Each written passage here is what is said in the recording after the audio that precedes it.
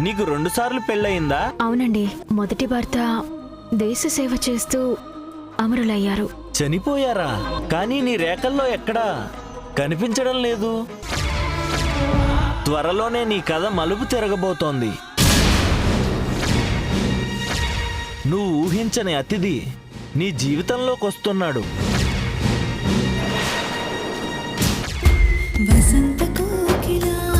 మీ ఈటీవీలో ఎరా మన అడగలం అంటావా ఎంసెట్లు కోచింగ్లు ర్యాంక్ వచ్చేస్తది కదా.